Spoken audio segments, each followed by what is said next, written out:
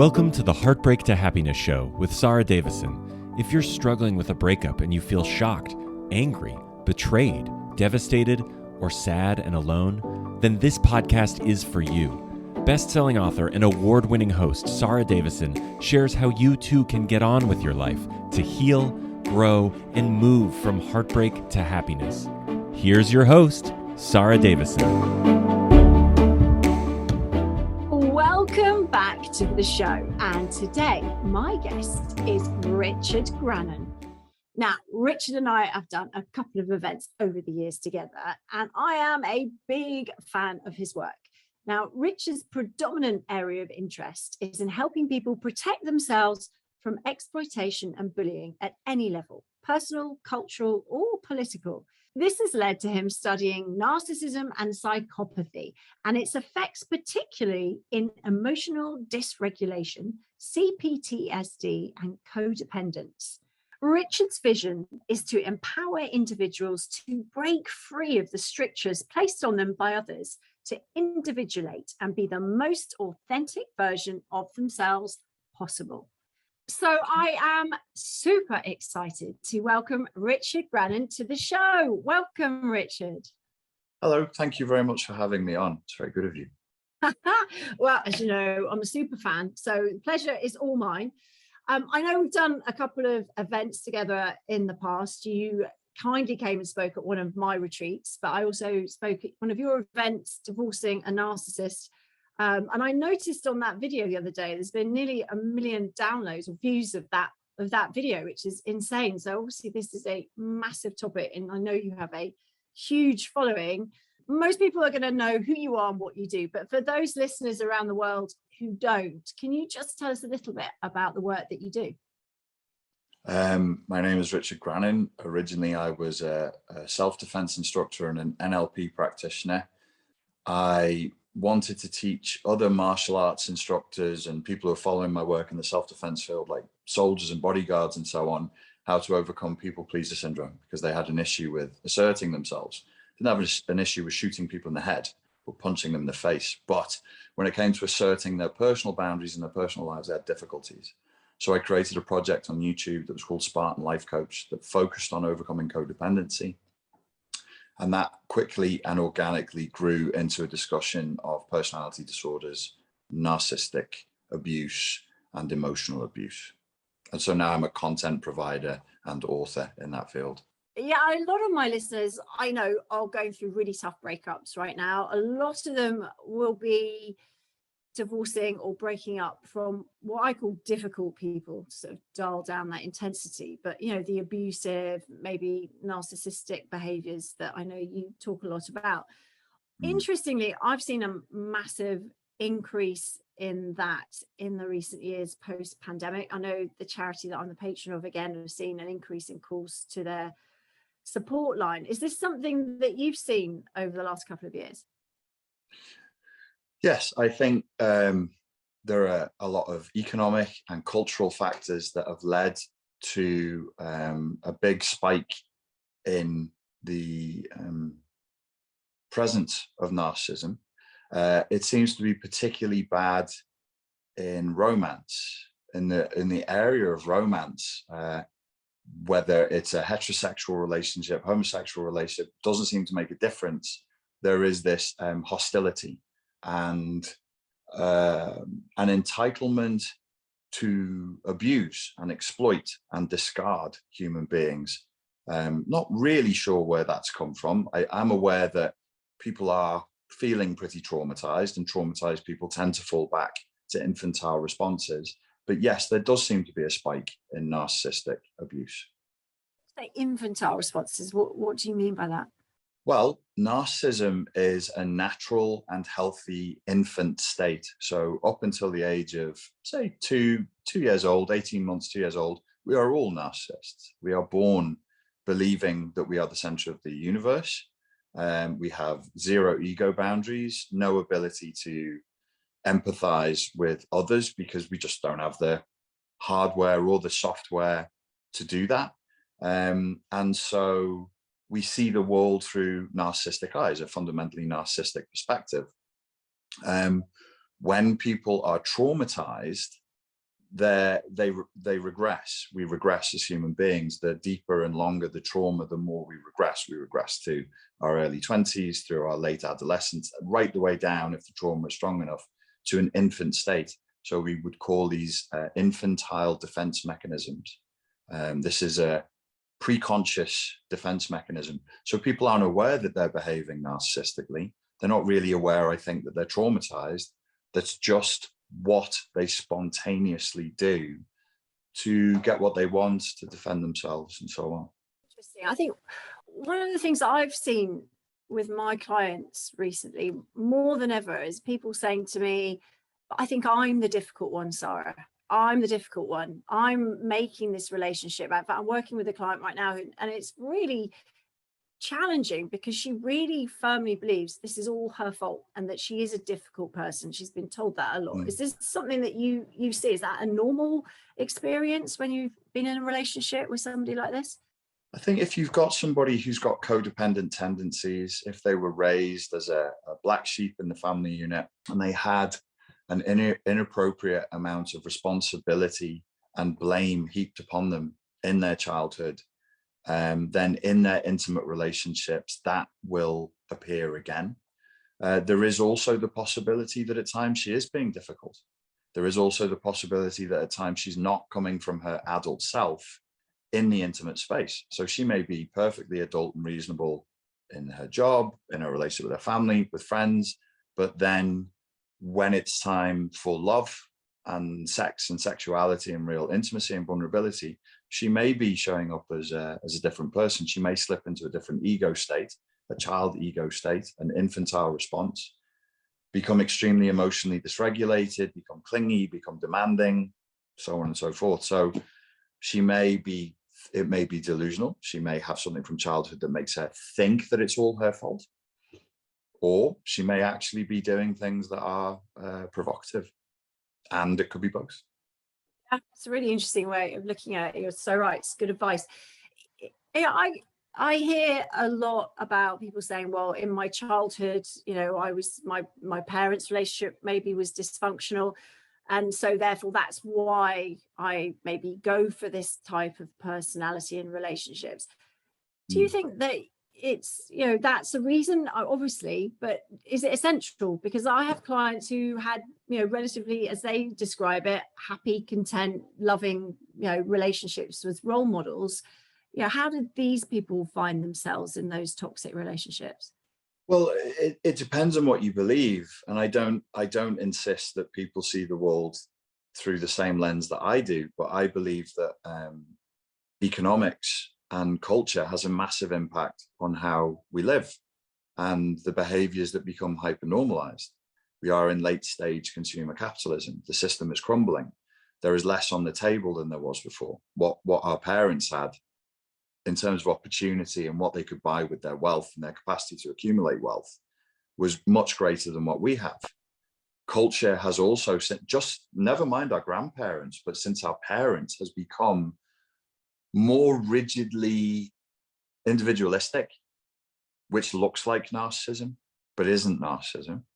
But if we're rigidly individualistic, let me put it in plain English, we are not trained, we are not cultured to do relationships. This is an anti-intimacy culture. It's an anti-relationship culture. Relationships take work. They take sacrifice, and everybody nods and goes, yes, I know. Oprah Winfrey told me I have to sacrifice and have to work, and then they do no work and they make no sacrifices. This is not a merry-go-round. It is a merry-go-round for some people. It's not a ride. It's not like a luxury holiday. It's not a product to be consumed. When you get into a relationship with somebody and you say, I want it to be long-term. Okay, so you want to be living with another human being exclusively for the next 30 or 40 years. And I say that to people and I look them dead in the eyes and I see their terror. They're terrified because they're children. They don't want that, but they say that they do. This is something that we need to deal with. Like if you're putting your foot on the gas and on the brakes at the same time, the car will judder a little bit. It's quite dangerous and it damages the engine and it exhausts the engine. A lot of people are exhausted. They say they want intimacy, but they don't want to commit. They say they want love, but they don't want to sacrifice all of their options. Too effing bad. Too bad.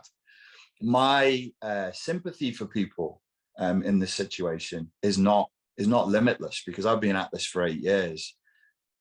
And I've seen the accusations of narcissism that people just fly around with now. Everybody who doesn't give me exactly what I want to a nuance is a narcissist. But it's not about you getting what you want. It's a give and take. People don't know how to give. They haven't got the foggiest clue how to be an adult in a relationship. Previously, it wasn't better. You just had no choice. Divorce was not an option, or it was less of an option. There was much more shame. I mentioned my parents' generation, dramatically different. Our parents' generation as Gen Xers, dramatically different from World War II generation. There was a scandal within my family because my grandmother was a Protestant and my grandfather was a Catholic. How far we've come since then. That's a very, very big leap. And they couldn't divorce. They fought so hard to get married, that wasn't an option for them. So I don't even know that if it's that things are worse. I think that we are at a point in culture where we're facing a challenge. We are adolescents. We must grow up out of our adolescence into adulthood, and it will be tough. It's not going to be fun. We're not going to be able to enjoy it as consumers. Yay, this is one big party. Nah, party's over, kids. You want to do intimacy? You want a long-term relationship in this culture? You're gonna have to fight for it, and you're gonna have to work damn hard for it. Yeah, I mean, I absolutely agree. You have to work at it, but isn't it, you know, some people are finding themselves in relationships that however hard they work, they're going to be dysfunctional, right? Yeah, because their partner isn't sacrificing.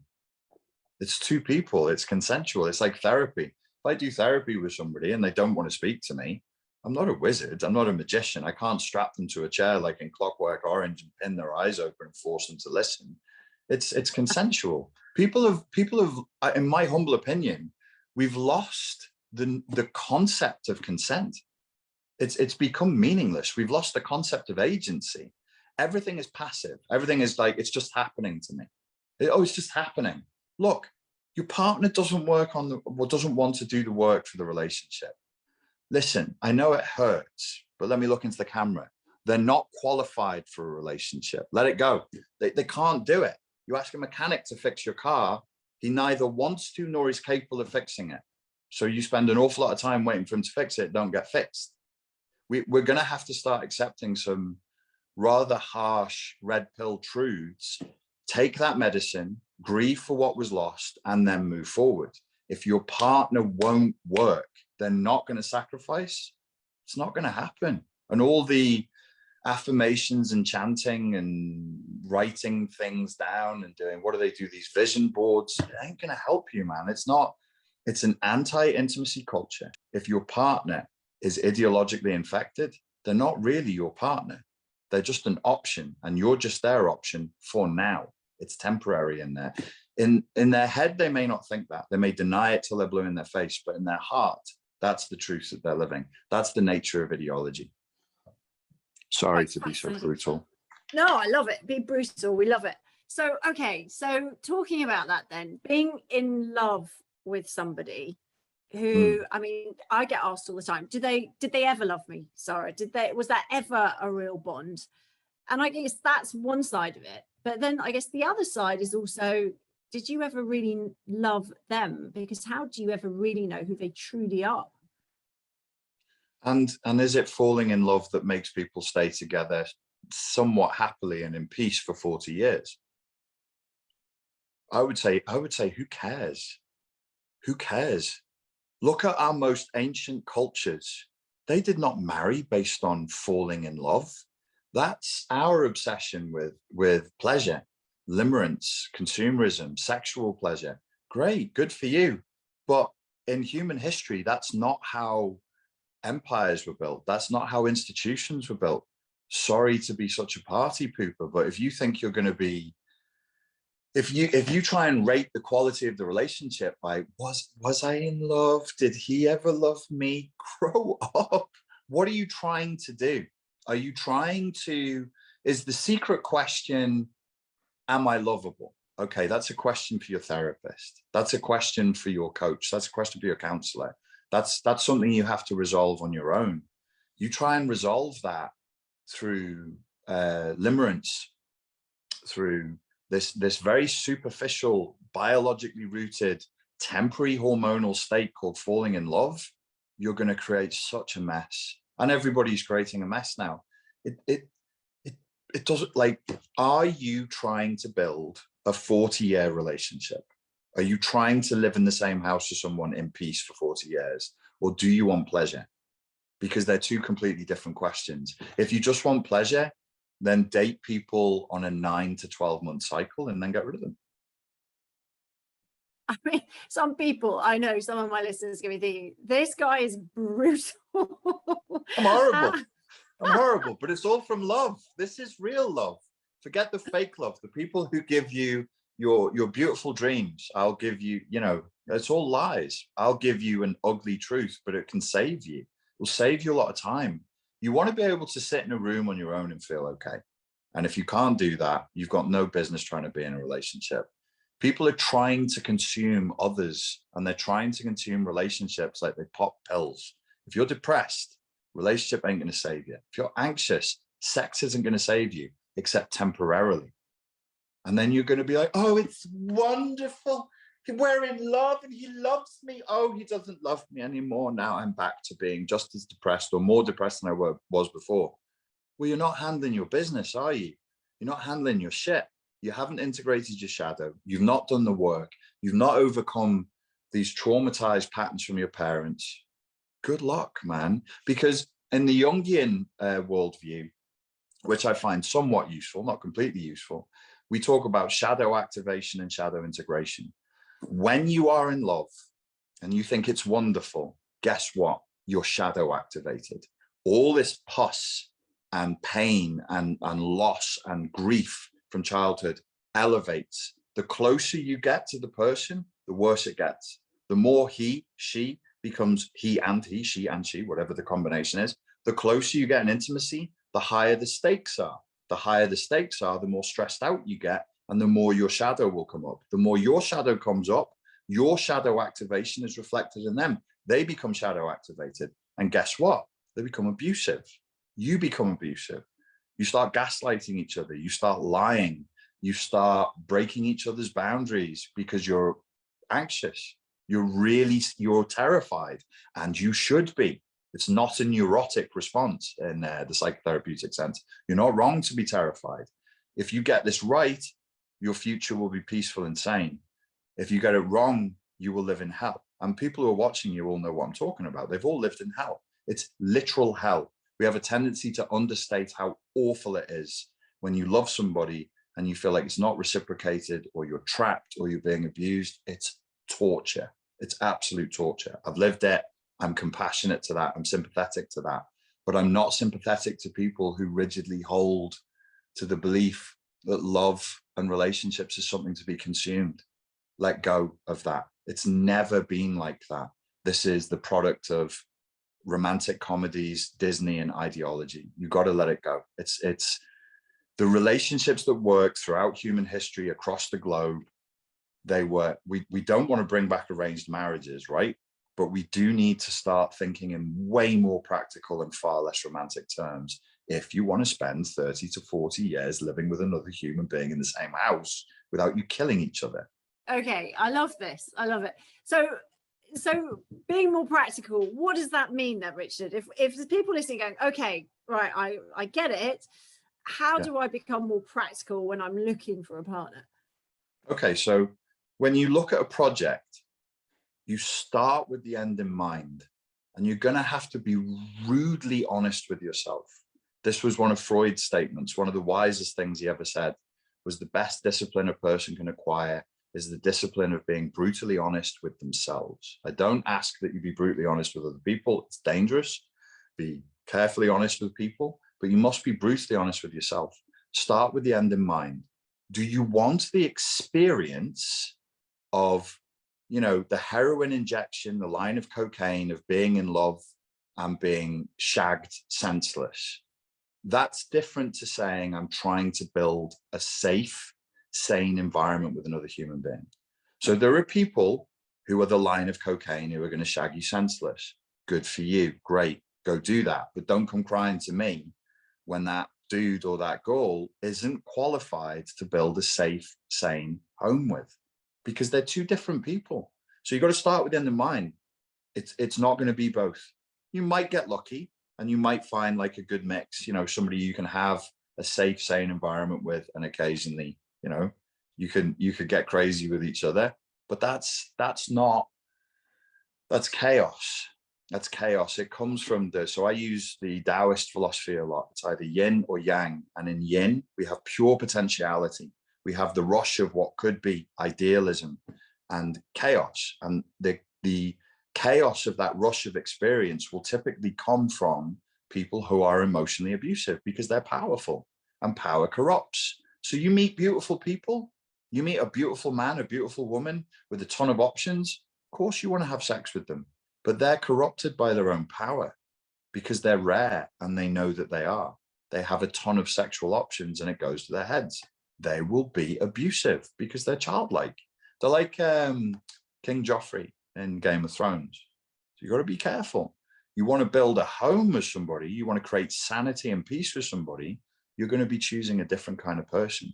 Start with the end in mind. Don't listen to your hormones. Don't listen to your emotions. Don't listen to the ideology.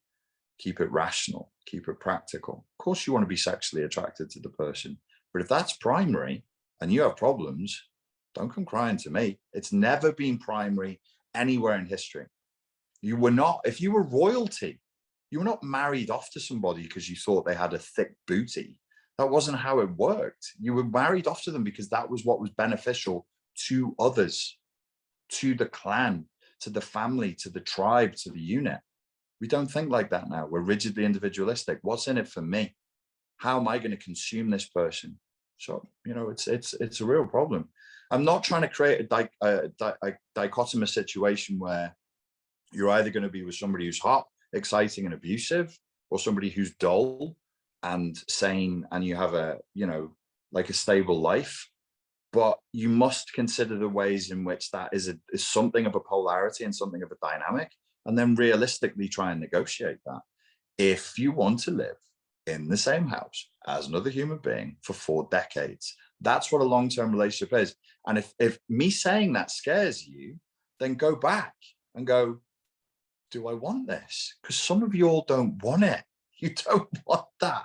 Living in a house with, you have a mainly female following, I think. Yeah. Imagine that. You're going to live in a house with one dude for 4 decades.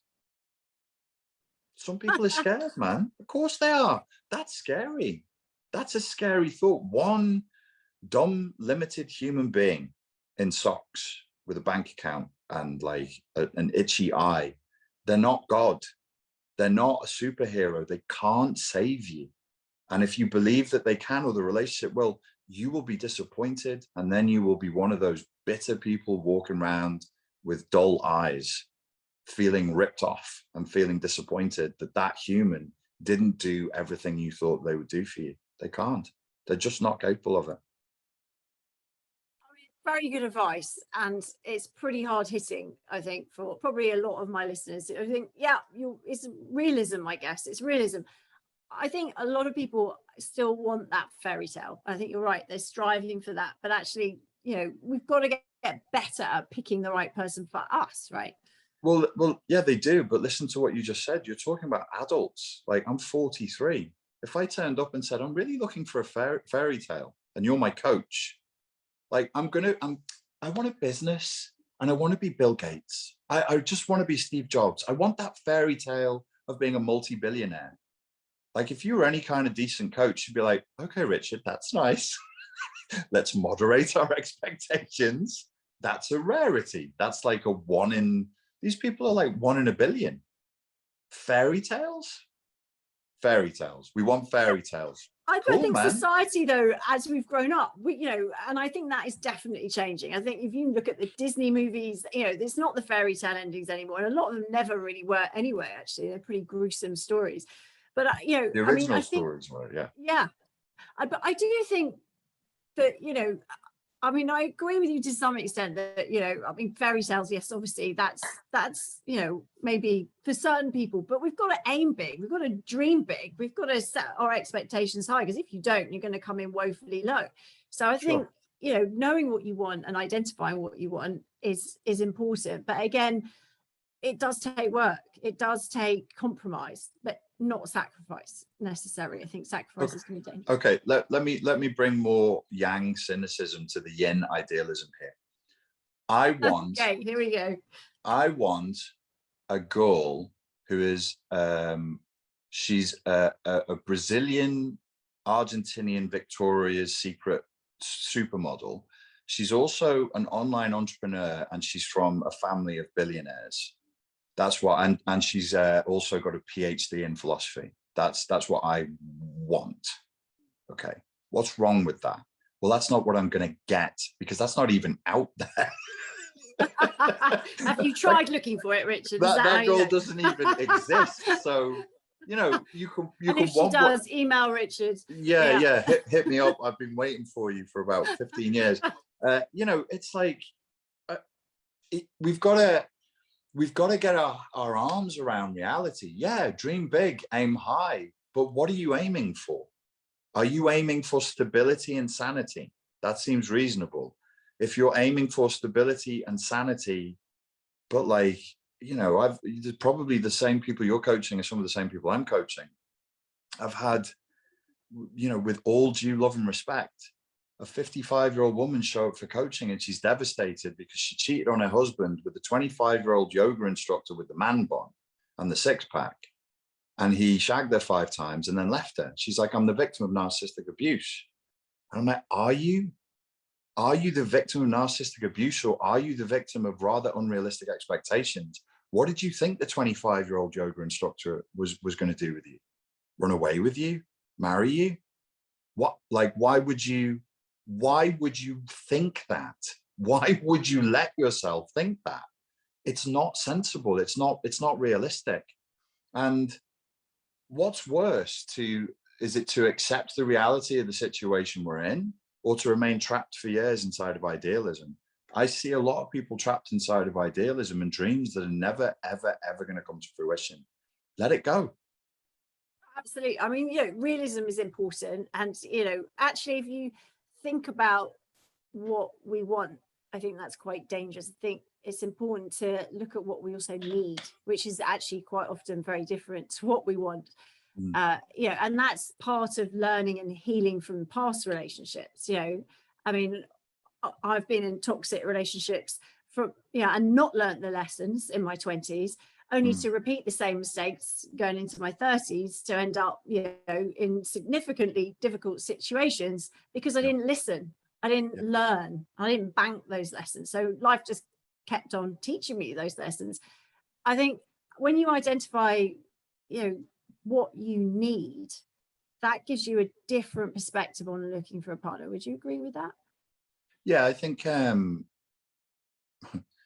sort of sound like a stock record, if you're going to create a relationship where you're living with somebody in peace and sanity for 4 decades, what you need should prioritize what you want, and that should be obvious to people. Like, I'm not an advocate for compromise. I'm not an advocate for giving up on your dreams or anything like that, but be temperate.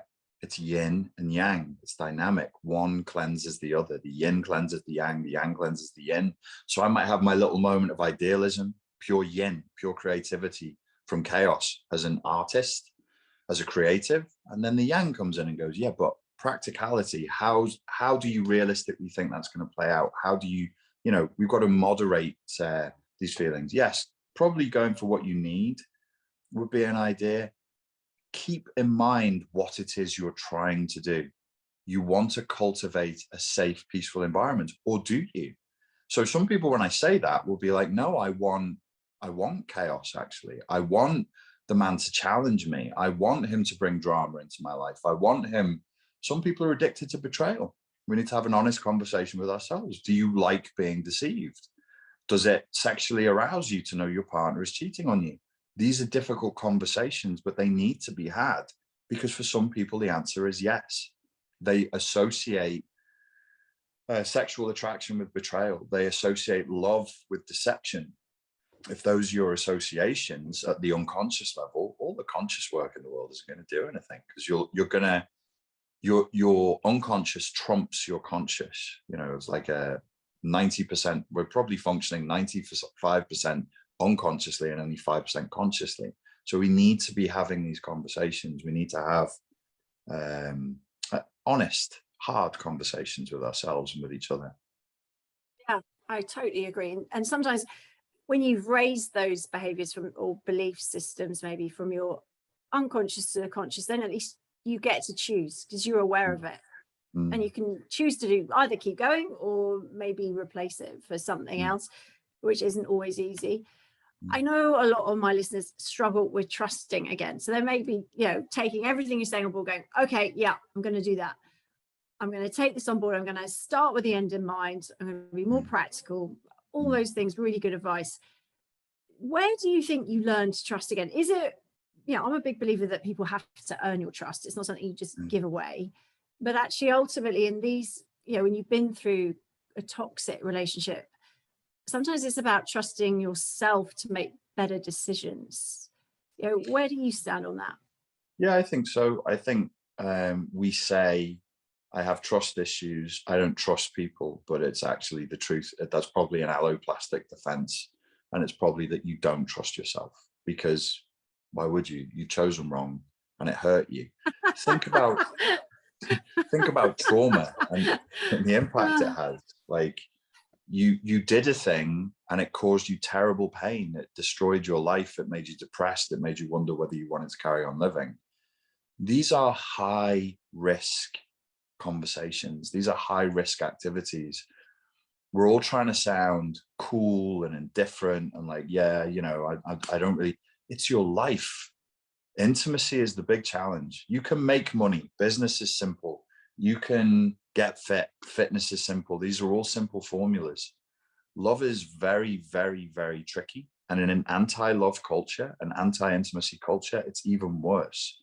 So be boundaried, you know, take your time. You have to be able to sit in a room on your own and feel okay in silence. If you can't do that, you've no business dating. You don't need a boyfriend. You need a therapist. You don't need a boyfriend. You need a coach. You've got to sort your life out. Because if you're anxious, depressed, you're emotionally dysregulated, and you're hoping to recruit a man into your life to regulate those emotions for you, God help you.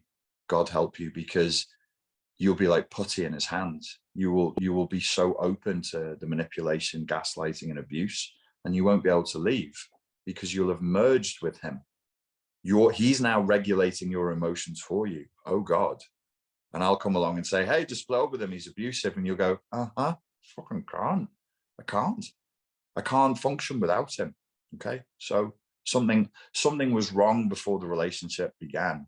There's parts of you, it's like a circle with broken boundaries, and where those boundaries are broken, the good that's inside of you spills out, and parasitic, vampiric, predatory types can get a hold of that. And once they got a hold of it, you detaching from that is work, and it takes an awfully long time.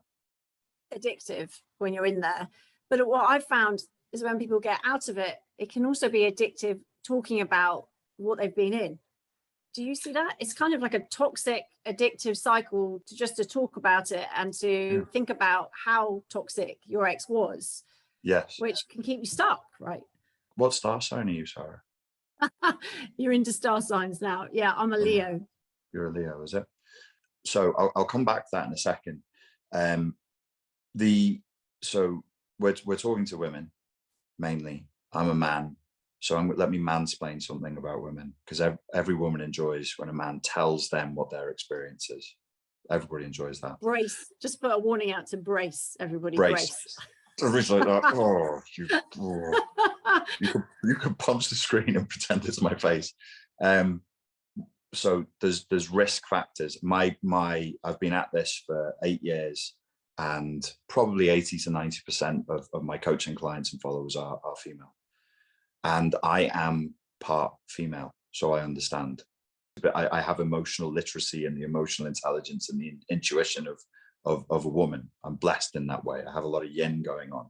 So the risk is towards a tendency for self-harm and self-trashing. Men have it too. When you have a man with borderline personality disorder, he probably is anima possessed to some degree, but it tends to be more of a female tendency. Women self-harm, men rage and they beat people up or they kill them. Women self-rage and they hurt themselves. So you just mentioned this tendency to get locked in a cycle of talking about it. What's going on there? We must, as women, and I'm including myself so I don't get in trouble, we must watch for the temptation of self-harm and the temptation to relive the pain and the trauma again and again, because we can become addicted to that. It's still a rush. There's still an adrenal rush there. There's still significance there. Watch for it. Be careful. It is addictive. That's why when people literally cut themselves or they engage in promiscuous sexual behavior, which is, this is classic for male and female borderlines, they do things that they don't like. They do things that make them hate themselves. They get in relationships where they're betrayed to relive the pain, to relive the abandonment that they probably experienced at the hands of their mother, most likely. Possibly the father, typically the mother. So yes, there will be a tendency to ruminate and to get addicted to talking and talking and talking and talking about this. We like talking as women. We use 2 to 3 times as many words per day than the average man does. I'm a talker. This is why I say I'm like a woman. So we talk 2 to 3 times as many words every day as a man. Why do we do this? Because a woman's way of connecting with others is verbally. It's through words. Men talk with purpose. Men exchange information. How big is your car's engine? How many wheels? They like numbers and stats and data. We just talk so that you can hear me, so that I hear you. So be careful. That's another addiction. That's another tendency. You'll get what is it called when somebody does something that just makes them feel better? What's it called? Self-soothing. It's a self-soothing practice. And it works temporarily. But then what do you get? You get vulnerability hangovers. You spoke too much. You said too much. And when we talk, our words have power and we summon that back into being. So we've got to be really careful of when we're talking too much and thinking too much, the tendency to self-harm and the tendency to over-talk about the subject. Did I good mansplaining there? Very good mansplaining. I'm still a bit confused as to the star sign relevance though. Do you think it's relevant that you're a Leo? No. What are the character traits of a Leo? I mean, as described in the books, if you believe that and follow that, I guess loyal, proud, maybe, loving. Gosh, I mean, it's not really something I've spent a lot of time studying, Richard. Why are we going down? But you know that women generally more than men are fascinated by astrology and by tarot and everything else. Yes. Yeah. So there's a mysticism in women. Mystics are yin. Mysticism is always yin. If a man is a mystic, he's yin. So if a man is a mystic, he goes to a cave. Cave is yin. It's like the womb, and he meditates. If a woman is a mystic, she does the same thing. This is what nunneries and monasteries are for. You go inside and you pray and you meditate. And we work then in yin, in the world of archetypes, mysticism, signs, and fate. So what I was thinking is the reason why you wouldn't learn your lessons is probably in your star sign. You're either going to be a Taurus or you're going to be a Leo. That's what I was thinking. Because Leo is proud, as you said. Yes. That's very true, actually. So there you go. Maybe there's more to it than I've given it credit for. Well, there's there's also, like, I'm sort of talking semi-ironically here. There's another warning, which is, so I'm into tarot, I'm into astrology, and I do psychoanalytic. My favorite part of psychology is psychoanalytic theory, which is as yin as it gets. It's all in the past. It's all in the darkness. It's all about the unconscious and archetypes.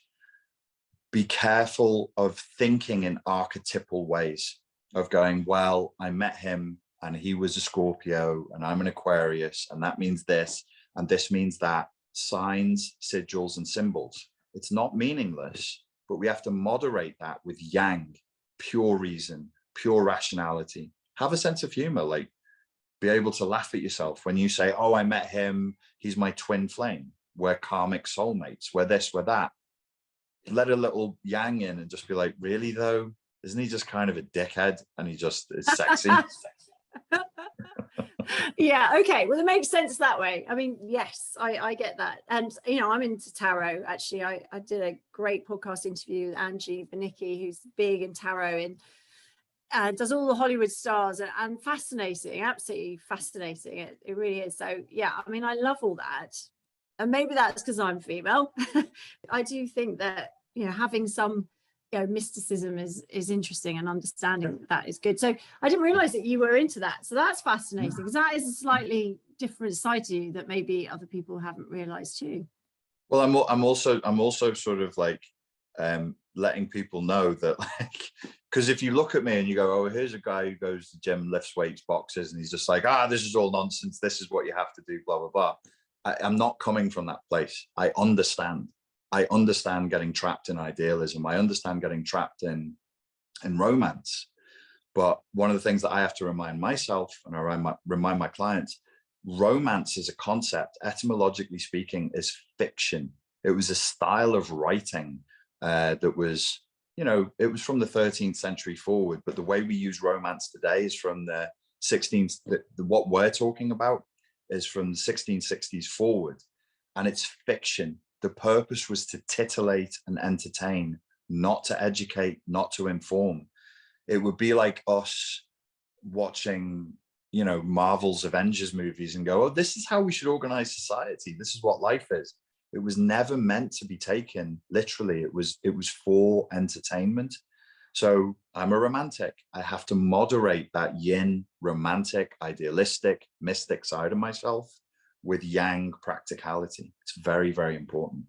And I like that's society that, you know, a lot of people may not have seen too. I do think that's really interesting. I used to do tarot readings. I've been in tarot readings since I was 14. Okay. So do you still use that? Do you still use the cards for yourself? I used to, but you're not supposed to, and I've completely stopped now, because it will drive you bonkers if you do that. Every once in a while, if I want a reading, I have a friend called Adil, and he fuses Chinese and Western astrology. He's an expert on that, and he's an excellent tarot card reader. He's if people want to find him, if you go on my Instagram, look through my followers and look up Adil, you'll find him. He's really, really good. He's fantastic. He's really the best reader I've ever had readings from, really. Okay. I mean, I'm a big believer that, you know, people should, you know, find out about all these things, you know, and also when you're coming out of a toxic relationship, you know, there's a lot of trauma, and dealing with that trauma is important in whichever way that works for you. And I've been researching recently lots and lots of different ways of working through trauma, because, you know, coaching is great and it will definitely help you move forward, but a lot of that trauma resides in the body, and a lot of that you have to release, whether that's, you know, through a more spiritual path or maybe a more holistic path. I don't know if you're a big fan of any of those different ways of moving through, but that, you know, things like osteopathy, but also EMDR, you know, tapping again, I think is really powerful. There's so many different things. Is that something that you follow as well? I personally do it, but I don't teach it much. I would, I think if I was going to stick in doing this, I would have gone more that way. We are not a body and a mind. We are a mind body. We're one thing. So if there's trauma in your mind and in your emotions, it's damn sure in your body. So to just do talk therapy, highly cerebral transactional analysis, or psychoanalytic therapy, you're missing out. You also have to look after your body. If you're healing, don't drink. If you're healing, moderate your caffeine, stay away from the prescription and the recreational drugs, sort your sleep out, have a good diet, fast if it works for you. You know, be aware of what you're allergic to, because most of the serotonin is created in the gut. You want to feel good, look after your body. I do yoga, I kickbox, I lift weights, and I dance. And I couldn't live without it. So yoga and dancing, that's at the yin end of the spectrum. And then the weights and the kickboxing, that's at the yang end of the spectrum. I keep it balanced. Advice, Rich, is really good. Now, I know a lot of people will be wanting to know how to find you. Where can they go to find out more about your work? I know you've got online programs. Where can they go to find out more? If you wanted to get an online program, you go to spartanlifecoach.com. If you just wanted to see more of my material, you'd go to YouTube, put in Richard Granon, and my main channel is there with I think it's got like hundreds of hours of free tutorials that you can consume. Awesome. Well, thank you so much for being a guest. I have one final question for you, which I'm very interested to know the answer to. I ask all my guests because my podcast is called Heartbreak to Happiness. And I think it's really important to know what happiness is for you, so that even when you're going through difficult times like we've been talking about, you can tap into that along the way. So what is happiness for you, Richard?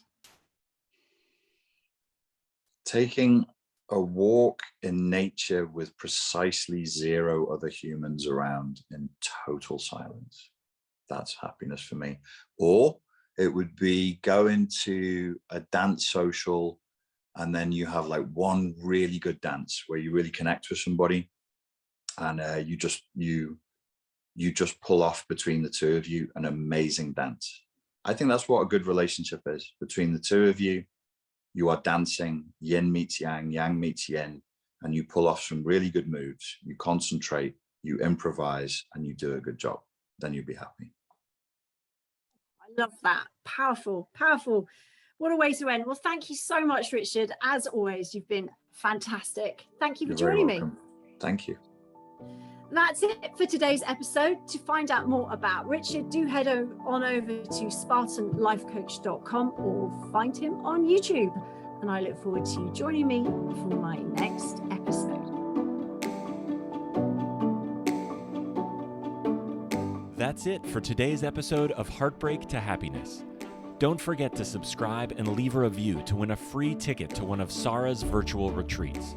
The retreats are a transformative combination of live webinars with Sarah herself, coupled with empowering online video programs designed to help you cope better with your breakup and start feeling happy again.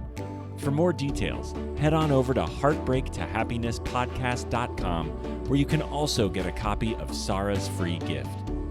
Thank you, and join us again on the next episode for another dose of Heartbreak to Happiness.